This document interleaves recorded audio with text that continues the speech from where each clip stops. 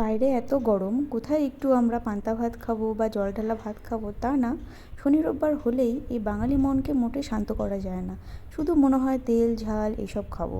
কদিন ধরেই আমাদের একটু বিরিয়ানি খেতে ইচ্ছা করছে, কিন্তু এই গরমে আর বাইরের বিরিয়ানি খাওয়ার সাহস হচ্ছে না। তাই বাড়িতেই বানাচ্ছি একটা খুব হালকা ধরনের বিরিয়ানি, যেটা খেতেও খুব মজার হয়, কিন্তু পেটও কিন্তু একদম হালকা থাকে।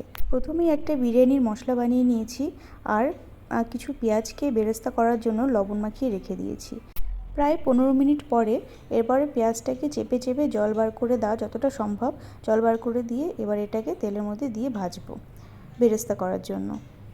পেঁয়াজে বেরেস্তা করতে প্রচুর তেল লাগে, কিন্তু এই গরমে আমি খুব মেপে তেল দিচ্ছি, তাই এটাকে আমি বেরেস্তা বলার থেকে বলবো বেশি ফ্রায়েড অনিয়ন। একই রকম কিন্তু। এদিকে গ্যাসের অন্য ওভেনে আলুগুলোকে সিদ্ধ করার জন্য দিয়ে দিয়েছি। একটা বড় সড়ো গামলায় নিয়ে নিয়েছি আলুগুলোকে, আর সাথে দিয়েছি কিছু গোটা গরম মশলা। এই ওভেনেই আমি পরে চাল সিদ্ধ করব, সেভাবেই আমি এখানে জল দিয়েছি। এরপরে দিয়েছি লবণ আর হাফ চামচের মতো আদা রসুন বাটা। ব্যাস, এবার আলুগুলো সিদ্ধ হচ্ছে, আর এদিকে চলে এসেছি আমি চিকেন ম্যারিনেট করার জন্য। চিকেনটাকে ম্যারিনেট করছি সমস্ত রকমের বেসিক মশলা দিয়ে, যেমন লবণ, হলুদ, আদা রসুন বাটা, আর হচ্ছে কাঁচা সর্ষের তেল।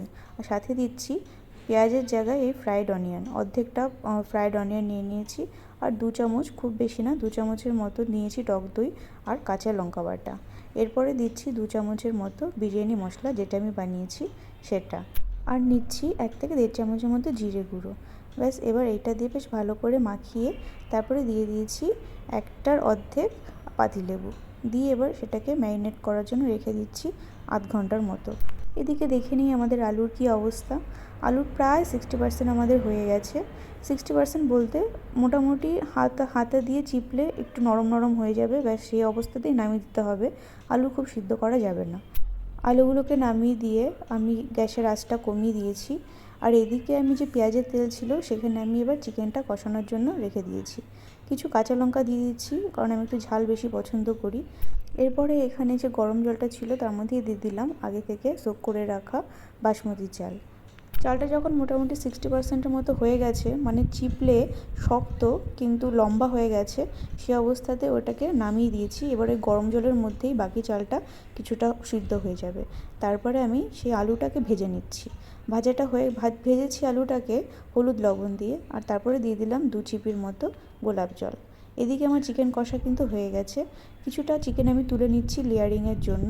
বাকি যেটুকু চিকেন কড়াইতে ছিল তার মধ্যে দিয়ে দিচ্ছি 2 চিপির মতো গোলাপ জল।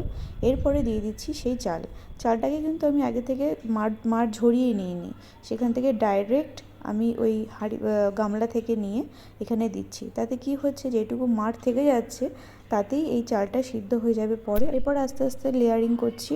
তার জন্য প্রথমে আস্তে আস্তে বিরিয়ানির মশলা, আলুগুলো একে একে ফ্রায়েড অনিয়ন, ঘি আর কুচনো ধনেপাতা আর পুদিনা পাতা দিয়ে দিচ্ছি।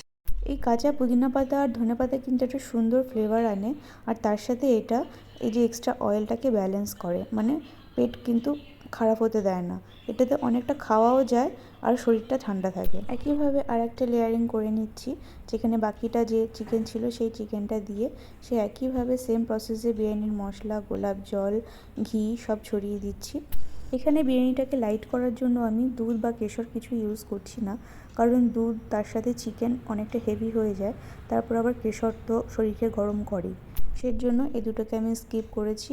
আর এই বিরিয়ানিটাকে ময়েস্ট রাখার জন্য আমি ওপর থেকে 2-4 হাতা দিয়ে দিচ্ছি সেই ভাতের মাড়টা। ব্যাস, আমাদের বিরিয়ানির লেয়ারিং করা শেষ। এবার এটাকে দমে রেখে দেবো 15 থেকে 20 মিনিট লো ফ্লেমে। গরমকালের জন্য একদম পারফেক্ট একটা বিরিয়ানি, মন পেট সবই ভরে যাবে। আজকে ভিডিওটা আমার এই অবধি। টাটা।